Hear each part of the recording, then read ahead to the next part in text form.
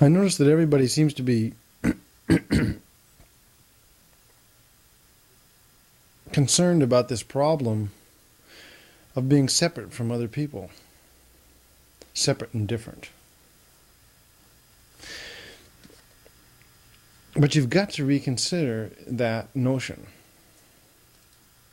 because it is a notion.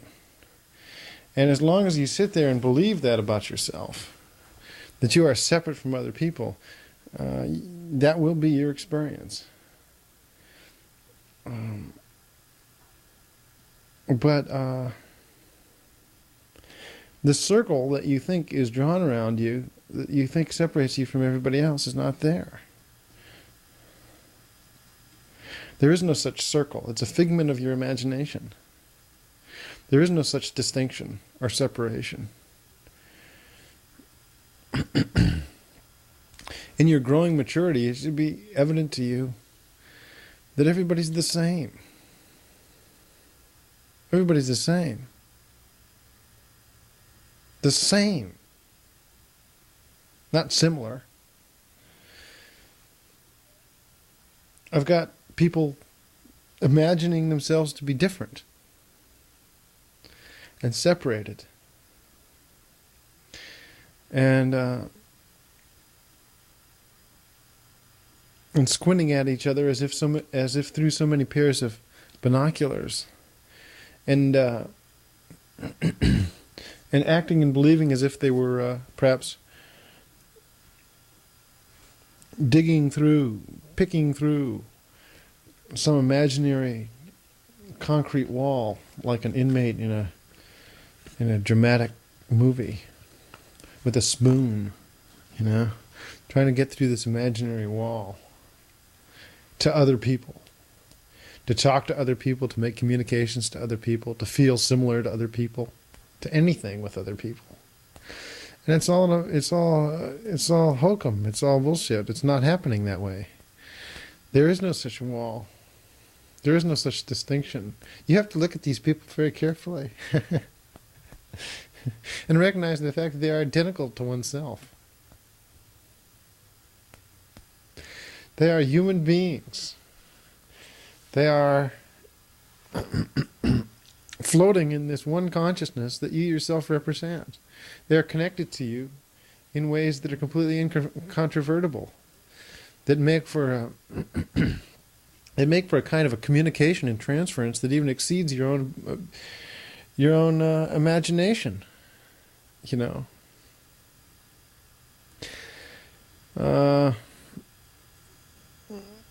People in effect are standing there yelling at each other, trying to bridge this chasm or this imaginary wall between each other, without recognizing the relatively obvious fact that even the most subtle psychic communication is passing between you all the time.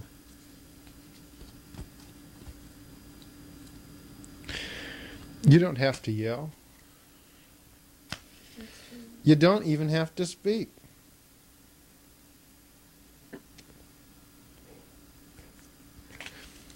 You are in such communication with people that the slightest nuance of your thought communicates itself right away. There is no difference between you and them. There is no wall at all. And I was talking about the fact that people had different functions and were being more useful and stuff. Right. Well, I'm talking about the fact that people need to recognize that they're all the same, regardless of their functions. Mm-hmm. Regardless of the apparent differences, you are the same as these people, and you are either reacting about the differences, mm-hmm. or else you recognize that you're the same. And you cannot do both things simultaneously. You will either at any instant react to the differences, or you will be recognizing the sameness. Not both. When are you going to realize the sameness? When are you going to be trying to get across this chasm that separates you from other individuals or distinguishes you? Everybody is telling me essentially, about the differences between themselves and other people. I don't understand how it's escaping your attention that you are in fact identical to these other people as well, and perhaps more so, and more fundamentally so. And what about that? No one seems to be calling that to my attention. And no one seems to be putting their own attention on that fact. You know what I mean? Yeah. So people sit there and yell across a 2-foot chasm that separates them from people, or appears to. Actually, it doesn't. And it isn't even 2 feet. You know? You're having the experience of yelling at somebody as if they were hard of hearing, who is not hard of hearing. That's what it's like. Huh? Have you ever gone up to an old person that you presumed was hard of hearing and yelled in their ear, only to have them jump 3 feet in the air? That's the experience people have of trying to communicate so vigorously across this imagined canyon, or through this imagined impediment or obstruction. You sit there and yell. You yell at a person who's right in front of your face, and you scare them. Why? Because their hearing is so excellent. Because their sensitivity is so profound. Because their nearness to you is far greater than what you imagine.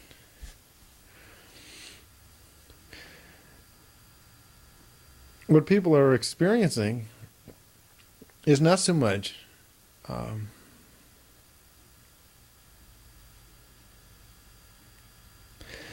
the reaction to being chastened, but the reaction to being presumed to be so separate and different from oneself.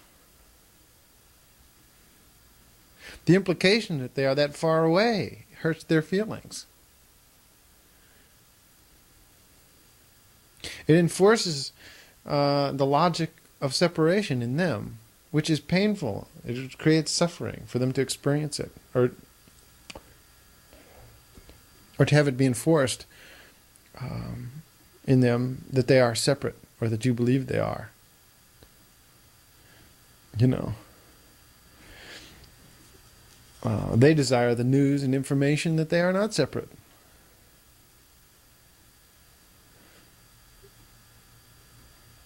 And not distant. And that is the truth, so you might as well offer them the truth as news. You know? And not this thing that reinforces suffering. And there are so many ways in which people try to get across the chasm once they imagine it. And I want to address that on this tape. Because those ways of trying to get across the chasm are precisely the same means in which one fails to recognize the true situation.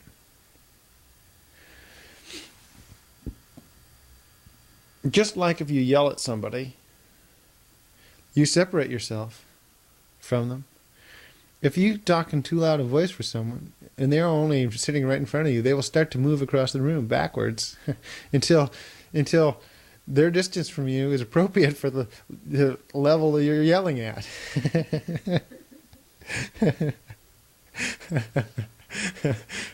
So the best thing is to speak essentially in a whisper. But this is metaphor. This is not to be taken literally. This is metaphor. You know what I mean? Take this metaphorically. Do not make the presumption that the person is so distant, and you will not have to deal with them backing up. You know what I mean? Yeah.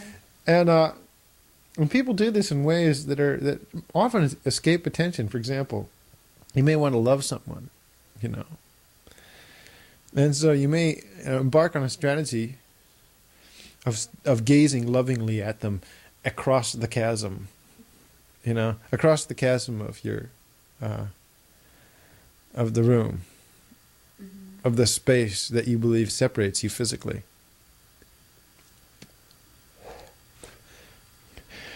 Which has precisely the same effect as if you were to yell at them, because the harder you try to stare across the chasm, you know, the more they get the feeling they must be far away. And the more you get the feeling. You know, you are creating a feeling by doing these things to bridge it, which is an illusion. And it's a self-fulfilling effort. You try real hard to communicate to somebody, and the harder you try, the less you can communicate because they back up. You try real hard to love someone, and the harder you try to love them, the less you can love them because you reinforce the distance between the two of you.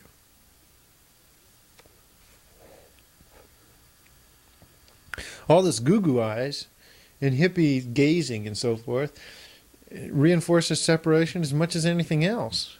Because the presumption is that I'm trying to vibe across this chasm with all this good vibe. And why should I vibe across anything? Unless there was a problem. Unless there was in fact a chasm, why would I be trying to get across it? The recognition of the individuals who have studied the matter of existence carefully, is that there is no chasm. That is conclusive. That is universal. That is the conclusion of all the saints and sages throughout history. All men and women of wisdom. Love is not getting across a chasm. Love is being identical. And being identically with what is across the chasm. It is not a matter of trying to get across anything. It's a matter of being across. That person that you're trying to get across to, vibe at, or yell at, whatever your strategy is already where you are, and you are already where they are. You don't have to get across. You were born bigger than you think, is what I mean by all of this.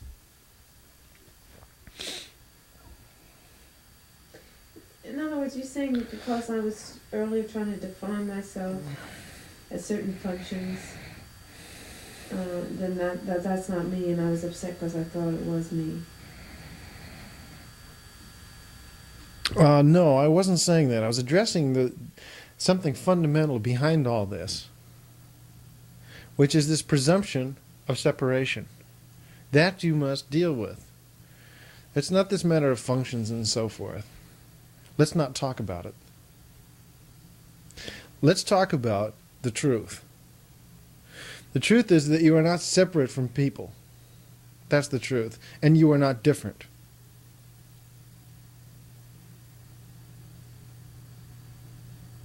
It's one and the same truth. You are not separate and you are not different. If you are not separate, you couldn't possibly be different. Because you are one and the same body. These people that we assume to be so different and so separate are imbued with the same one single consciousness that we are. A single one. They are experiencing the same consciousness. They are living in the same light. They are breathing the same air. They are the same being, extended into many bodies. They are not different. And they are not anywhere else. They are not anywhere where you are not. Across the room is not where you are not. You are across the room. And you are sitting in the other chair. And you have to deal with it on this level for it to be meaningful. If we were to deal with it on the level of problem, of course, we would not find a solution. But to deal with it on the level that the solution lies, it's intelligent, will work. If you hear it. The fact is, those beings are not across anything from you. Or, if you prefer, you are already across. And you have to realize it. But when you are doing things designed to get across, it gives you the very distinct impression that you are not across. The problem that human beings experience is that they are always trying to get across. And you've had this experience talking to anyone you know. This is a very mundane example of this. When someone has, at one time or another, tried very hard to get across with you to you. I'm trying to get this message to you, and so forth. And they're really getting on it. Right. They're going to get across to you if it kills both of you, Get some point across to you. The harder they try, the more you really begin to feel that they are not getting across, or that they are not across, or that for some reason you are so different and distinct that it is absolutely a hopeless situation. Many people have had this experience. Someone comes up to you with the presumption that they are not going to be able to tell you what they're about to tell you, that it's not going to work, And because they think it's such a high degree of difficulty, they try extra hard. They may yell, or they might start doing something tremendously elaborate and labored. It's not going to work. I can undo this whole experience in a minute by saying, you are already across. You already know what it is that I have to say to you.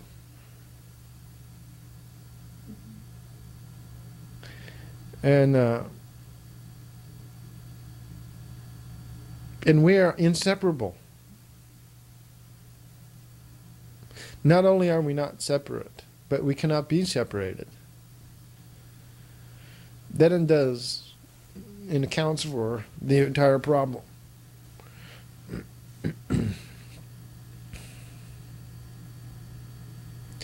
And all the efforts of existence that people make are efforts to get across some imagined barrier.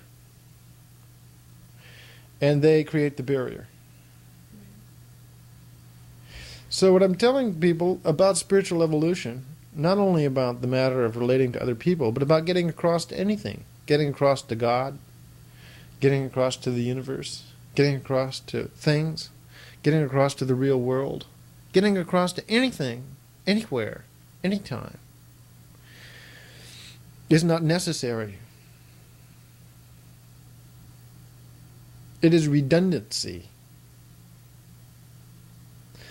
A person is trying to recreate what has already been done, and in the process, not do it. For example, if there is a wall right over here, right behind me, which there is, if I was to come up there and commence to start building a wall exactly where that wall is, it would be the same as destroying the existing wall. There is no way, repeat, no way, that I could try to build a wall where a wall already stands without destroying it. And this is what people do. They bring down the first 2x4 and try to force it against the space where the wall is, to try to build a wall there, which they do not believe there is a wall there, in effect, you see? Mm-hmm. In other words, people try to do something which has already been done, and therefore they run into incredible difficulty because that function has already been performed and cannot be re-performed without undoing it first. Right? Therefore, if you are not separate from a person, and then you try to mend it, the first thing you have to do is break it. If I want to build a wall where this wall is, the first thing I'm going to have to do is tear down the existing wall. And people don't recognize that this is exactly what's happening in their consciousness. First, they are breaking in their own imaginations. They're not really doing it. It cannot be done. But in imaginations have been wild, And in people's fanciful imagination, they imagine that they are separate from each other, and then go about trying to fix it.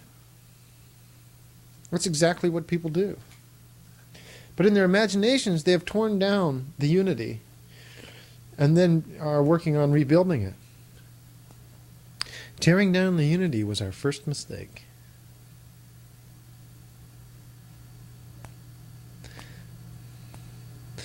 Not only first, but only. And last. There is no disunity. And you cannot create unity where there is unity. Because why? Because unity has already been created. It's redundancy. You would be doing something redundant if you were trying to get across. You'd be doing something redundant if you were trying to recognize or feel some similarity with someone, or try to grasp where they were coming from, or try to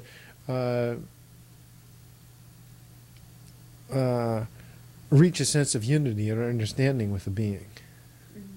It would be redundant.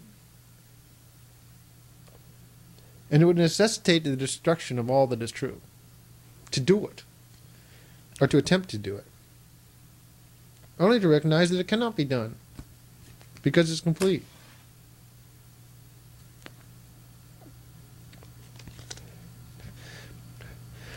The universe, the dimension of consciousness, the wholeness of things is finished. And it was finished before you were a gleam in your mama's eye. Therefore, to try to create it now is redundant and unnecessary. But there is this problem. I'm not feeling that. There is that problem. Therefore, how are you going to feel something is the question. And the answer is by not doing anything. About the imagined separateness? By not continuing to fantasize separation and then fantasize that I have the ability to mend this, or that I'm working on this great long project of mending it, like a convict trying to get out of a 2-foot cement wall with a spoon day by day. You cannot do that. Every instant of trying to mend it is an instant of creating it. The position to be in this world is not the position of a seeker. The position to be in is the position of a realizer, a finder, an aware one. If you sit back in your consciousness, rather than trying to fix things, if you simply sit back in the ocean of consciousness, that is what you call your awareness, if you sit in it, you'll realize the way things are. You will. Immediately. It's the effort that beings make that create this chasm. Just like when you're yelling. People back up. When you effort at existence, the whole world appears to you to back up. Even God seems to back away to a great distance.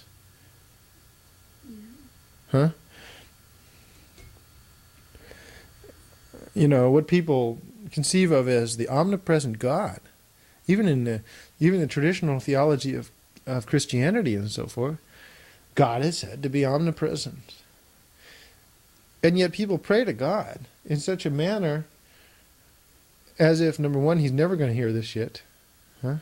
And number two, he must be 1,000,000 miles away.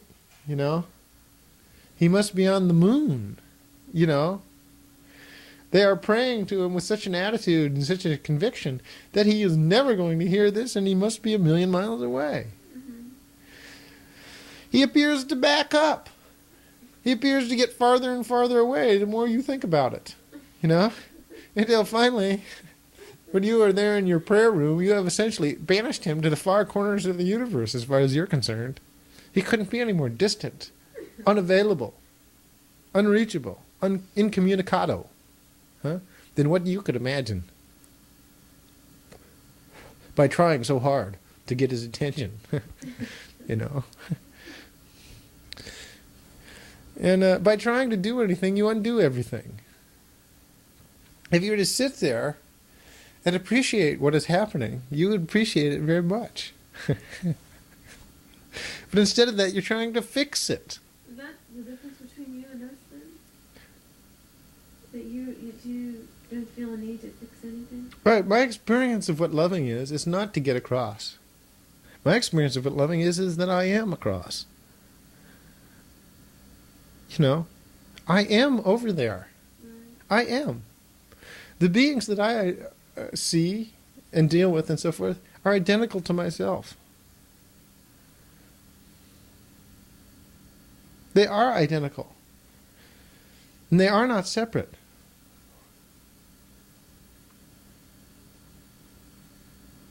It's my experience.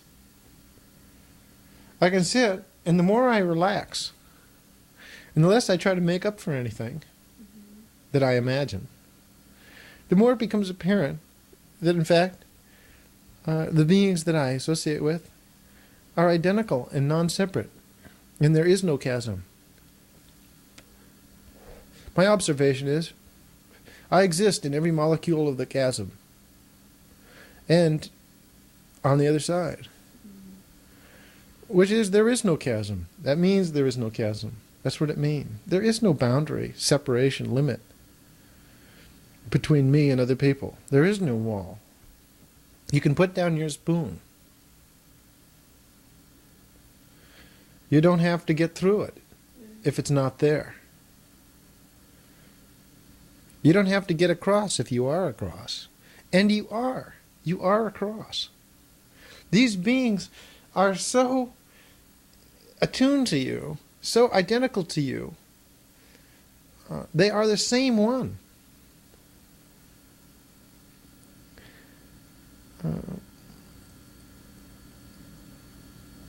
And it doesn't matter that they don't know it. It doesn't matter that they forget. That's not a problem compared to the recognition that they are the same. The recognition that they are the same is a healing thing. Whereas the imaginary insistence that they are different is divisive. So it's best to leave go of the imagination and also leave go of all the efforts that are based on this imagination and see what's happening. See that these beings react to your most subtle nuance of consciousness. That your communication is perfect. Perfect. It is perfect. You need to explain that. I don't understand it.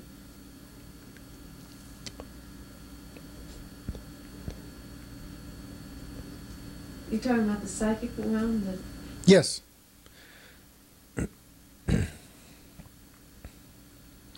In the world of the mind is not a physical organ, the way people think. The mind is not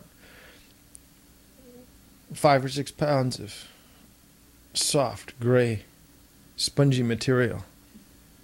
The mind is an ocean. It extends in all directions, far. Farther than you can imagine. You know? And you and the other person have the same mind. You share it. It is like a computer time-sharing device in which you have 2 terminals, but 1 computer. You are accessing the same consciousness, the same problem-solving mind. The same awareness is what you share. The awareness with which you are aware of them is precisely the same awareness with which they are aware of you. There is one awareness. There is one consciousness. And there is one mind. And that mind is you. And it's them. And it's one. Therefore, you are the same as them. You share a mind. It's only the body that creates this problem, you know, that people identify with this distance. But the minds are one, and you will notice many proofs of it when you get close to people and you start noticing the dynamics of a group. You will notice instantly that every being is fundamentally aware and reacting to the psychic impulses of all others. It is as if there is one head and many bodies.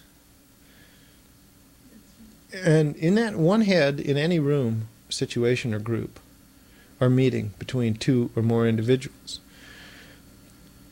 there is this one reaction. There is this... Every psychic nuance that you put out creates some kind of a ripple through all the beings present. They react most subtly. Huh? And so there is always this funny game that gets played where on the one hand, people are yelling at each other as if they were at a great distance. On the other hand, even the thought that the other person is thinking, they are responding to psychically immediately. You will notice that every thought and every movement and every nuance, they react to instantly. In a very subtle way, if you notice what's true. It takes subtlety to notice what is true. But this is happening. Everything you think puts them through a change. Everything they think puts you through one. You don't miss anything. You react, however, unconsciously, subconsciously, to every thought that they experience, and even every bodily sensation.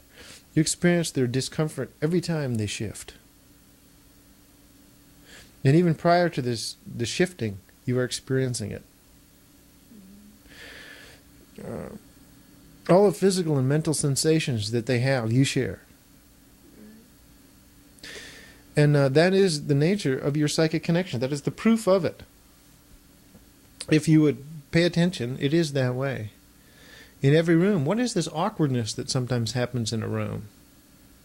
Yeah. It is this psychic communication that all the beings are sharing. Okay? They're beginning to feel this subtle disturbance from one or more of the beings. And everyone shares it. And everyone begins to respond to it. Not a word has to be said for that to occur. It happens wordlessly. Absolutely. It happens without any yelling or passing of notes. You know? It happens mysteriously in the unity of this one computer. You know? Right. That's the proof. Right. You are one mind. That's true. I know what you're talking about feeling everybody and feeling what the sum of the whole room is. And Everybody feels everything.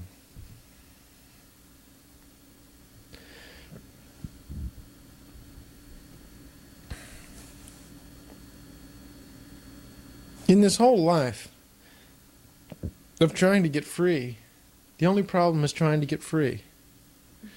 In a whole life of trying to get across, the only problem is the trying, the effort at it. That is the obstruction.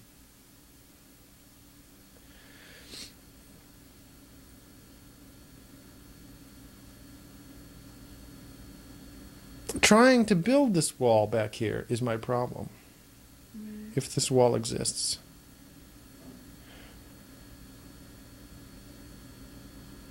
You're saying then that relaxing and accepting things the way they are is what it's about. Right, it is.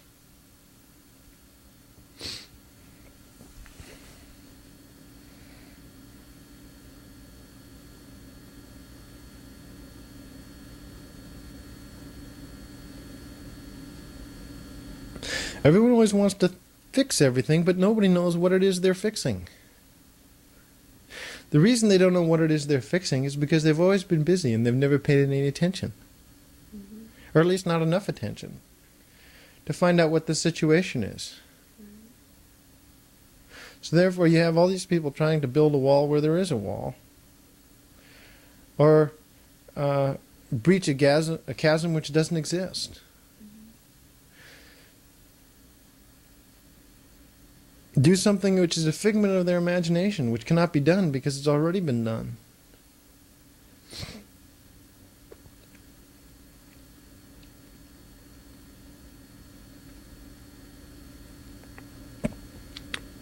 What I'm trying to point out to people these days is that your activity is your suffering. And every form that your activity takes is remedial. When you recognize your striving, your seeking for what it is, you will see that it is all, in fact, remedial. It is all an effort to make up for something. And what, in particular, what it is an effort to make up for, absolutely, and simply is separation. And yet,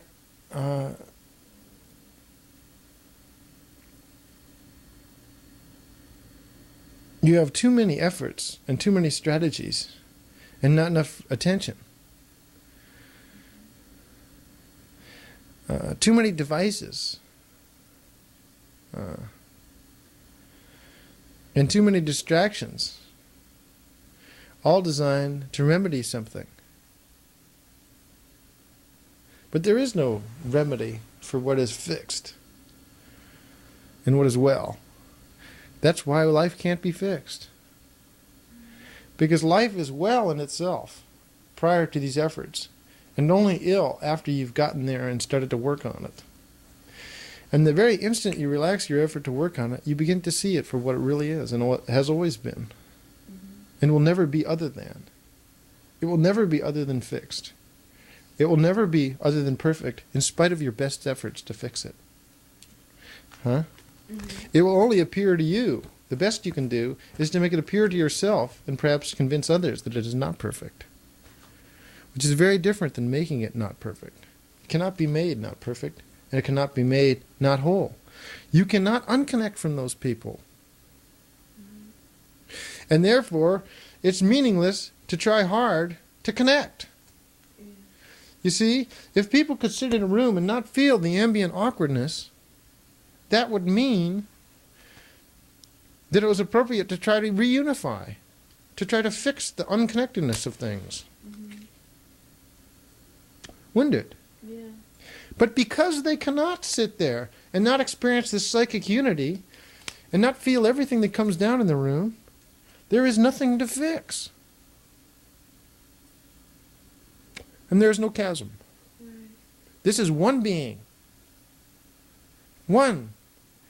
Inseparable. Indivisible. In God. And it's not to be imagined otherwise or worked on.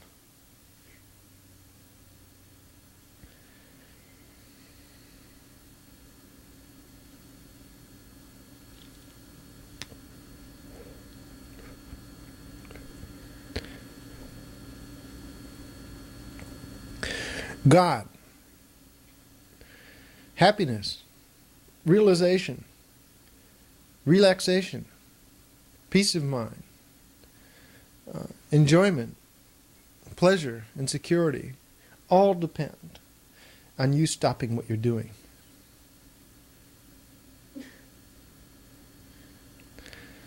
Love, human relationships, the unity of you and others depends entirely and exclusively upon your not trying to get any closer.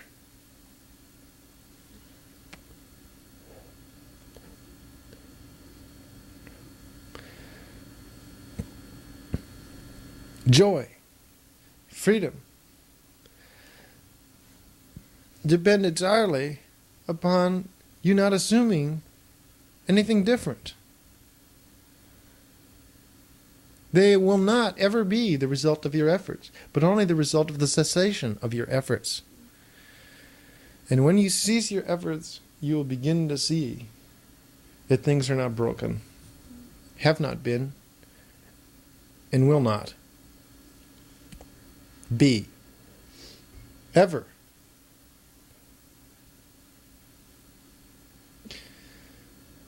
Consciousness was fixed before you were born. Love was made true by the fact that you are inseparable from all other beings before you tried to get to be a loving person. Love is not efforting at getting across a chasm at all. Love is the tacit recognition of the fact that there is no chasm to get across. Everything depends, the more I feel, the more I recognize that nothing needs to be added. The more I sit back in myself, the more it becomes apparent.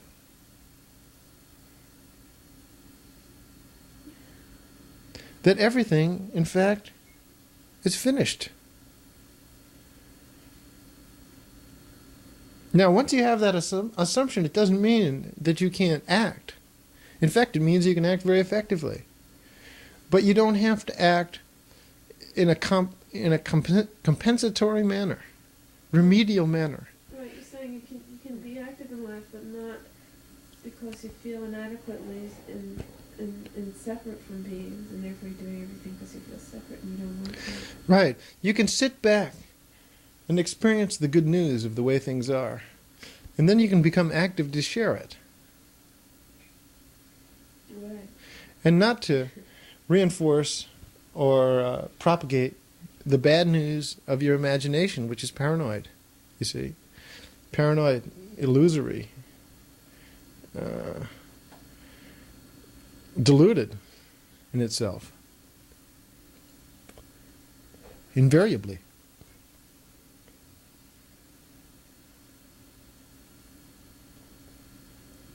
Yeah, definitely. Even such a humble effort as to think about everything as the means to figure it out. Everything is prefigured. Everything is known by the people who are willing to relax the process of trying to figure it out. And in the thought world, the same thing applies.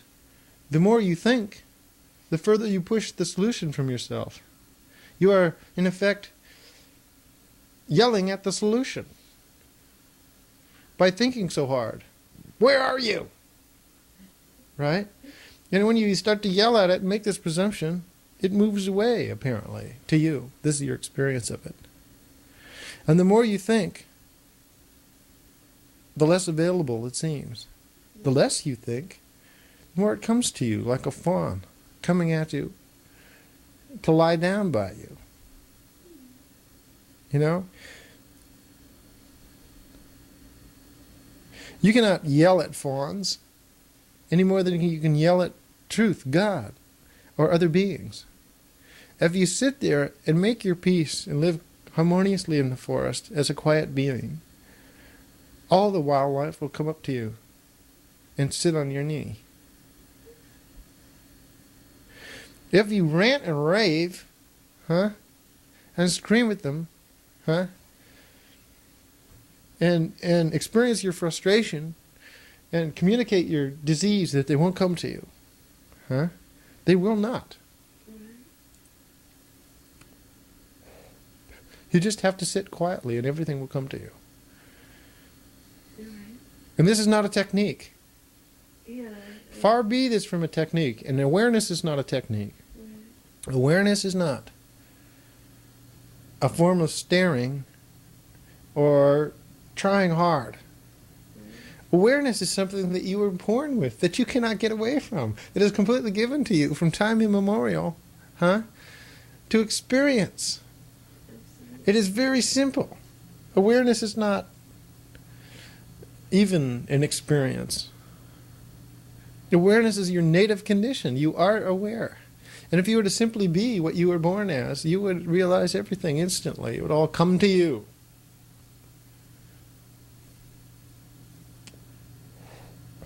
But because you're trying so hard to go to it, it appears to be backing up and going away. Do nothing, think nothing, attempt nothing, figure nothing, compute nothing, love nothing. And be those things. And you will then understand, love, have, be, everything which is true, finished, and appropriate. And everyone will experience it in your company. I think that about says, that's the way of not doing. Time is very short in this lifetime, the way we experience it. And people are wasting it by trying, when they should just be being.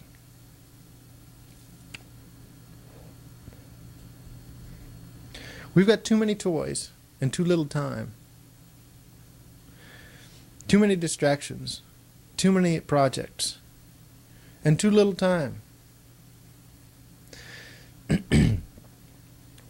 The only proper use of time is to quit. The only means to know is to relax.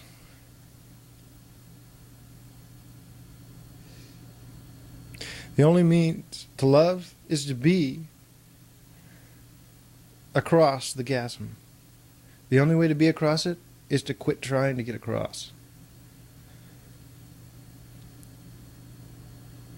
The life of seeking is an endless abortion. The life of attempting is self-defeating. The life of thinking excludes knowing perfectly.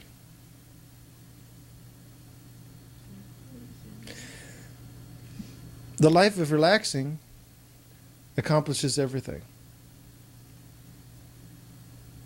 Relax, relax, relax. Sit in your native condition. Be as you actually are, without thinking about it, without thinking who you are, without trying to create who you are. And recognize that you've already been created, and so has your enlightenment. Your enlightenment is your native condition. It is closer to you than your eyebrow. That's the way things are. And will always be. And always have been. Before the beginning of time.